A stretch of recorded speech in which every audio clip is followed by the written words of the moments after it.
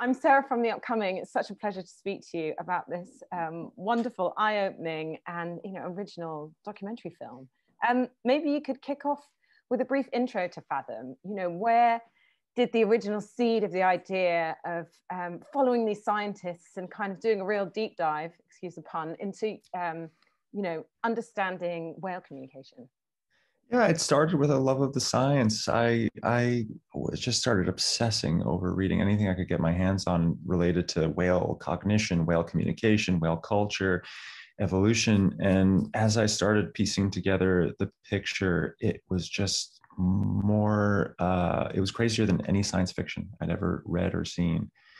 And it occurred to me that if I'm having this, and this is like a year of obsessive, like reading stuff and bothering all my friends with like, hey, this is a cool thing about whales I just learned. And after that, I just kind of realized if I'm having this much of an emotional reaction to just the writing, surely the people who go out to sea and do the work must be profound for them. So I started hanging around whale conferences and bugging whale scientists afterward and getting beers with them and talking with them. And that was kind of the beginning of starting to develop this film. Mm. And what about the process of making it? Because I was reading that your first experience at sea wasn't so smooth, quite a bit of seasickness, so hopefully you overcame that to be able to do the rest of it, otherwise it wouldn't have been very comfortable. So, what was it like actually following these scientists, both in terms of, I guess, the logistics of it, seeing the whales, and then also being kind of with these teams, you see their personal relationships come out through the film as well. So there must have been lots of aspects to that, which were both challenging and fun.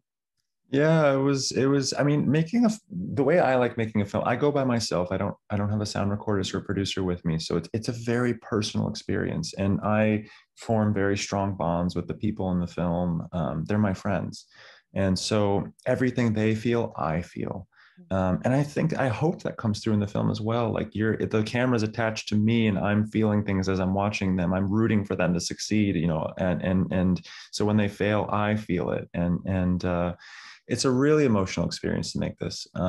It's a thrilling one. It's a really difficult one and challenging one. Technically speaking, it's also challenging because there was no electricity in Alaska. So I had 400 pounds of solar panels and electric generators that all broke, and were jerry rigged by Dr. Fournet. She somehow is an expert electrician with field solar panel inverters. So it was spectacular and transformative. And the secret, I think, in some ways, is knowing also when to put the camera down and experiencing things for yourself and internalizing that and then digesting it and figuring out how to put it into the film as well. And I was really interested, you were mentioning that at the beginning as well, like the idea of it being kind of like science fiction.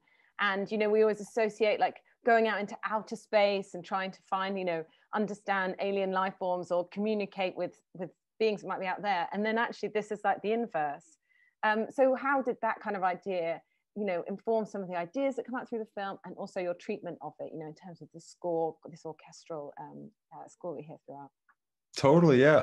I had always had science fiction in mind when developing this film. And the reason is because science fiction is the only genre that gives audiences permission to consider another intelligence as an other, not just like a lesser than, not just like as a cute animal that does like other things. It's as an other. And that's what I was getting from reading about the science, this really humble perspective. So the way it's shot, the way it's scored, the way the sound design works, it all has science fiction in mind. I didn't want to take anything for granted. I want the audience to see water differently. We shot water in a very unique way.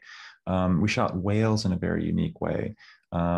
And to just kind of reframe how we see something that I know we're oversaturated. And there's so many great, like, cool whale films out there, and you see, tons of amazing stuff underwater. And I wanted to represent them the way they experience each other, which is acoustically, which to me is very alien. We're a visual species.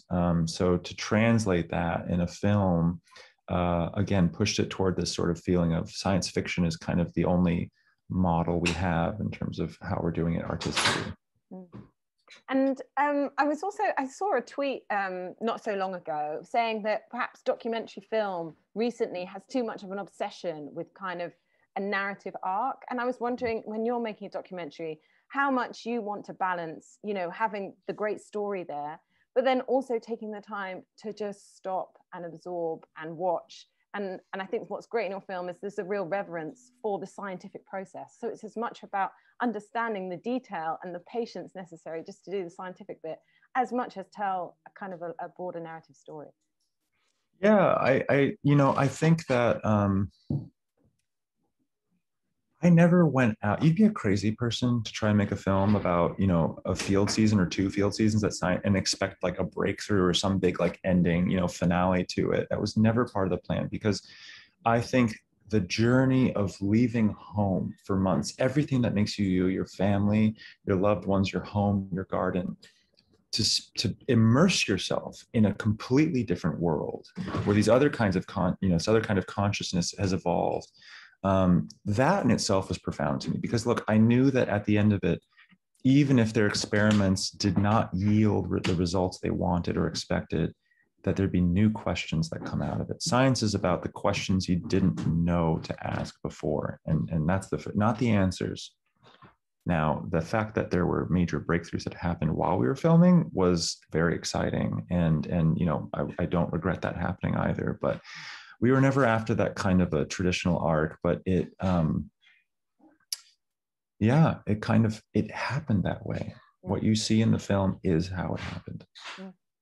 And I thought it was interesting, was it purposeful to choose, majority female scientists and teams? And it is something that's mentioned a few times, from scientists themselves, saying that this is a male-dominated field. Thinking in the future, how am I going to balance being a parent with working? So, was that something purposeful? And what do you think is interesting about having that element in there as well? Yeah, it was the first and foremost priority was finding scientists who are doing outstanding work and who are outstanding scientists and are asking questions that are profound. That was number one. And Dr. Fournier and Dr. Garland fit that, in excess. They're geniuses, in my opinion. But when we sort of had settled on both of them being in the film and they agreed to be in the film, it became clear that we're also telling the story of what it is to be a female researcher. And it added a weight and a gravitas and an importance to the story we were telling. The creative team behind Fathom, all the creative leads besides me are women. And that was really important. It takes a village to make a film.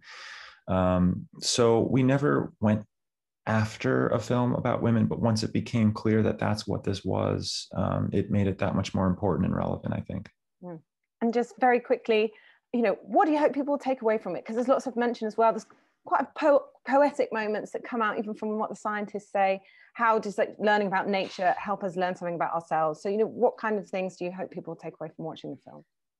Most films about the natural world or people study the natural world point a finger at sort of something we need to fix or change, industry or plastics or et cetera. And I think those are really important. And I wanted to contribute to this canon of work with a sort of different approach, which is, what is it that makes us think the way we're acting is okay and permissible toward all of our neighbors on this planet? And it's culture. And I think the story of the science that these scientists are producing, I think it's completely subversive to how we think of ourselves. The fact that things like communication and culture and language and our big complex brains, for most of modern history, we've thought that is what it makes us human. That's what defines humanity. When in fact, we are the new kids on the block with all of those things.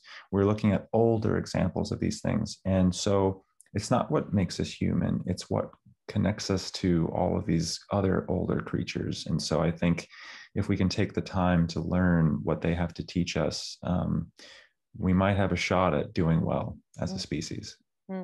Amazing. Well, that's a fantastic note to finish on. Thank you so much for your time. It was a real pleasure to speak to you. Thanks so much. Thank you, Sarah. Absolute pleasure. Thank you. Thanks, Drew. Bye. Bye. Thank you very much, Sarah. Thanks. Bye. Bye. Ciao, ciao.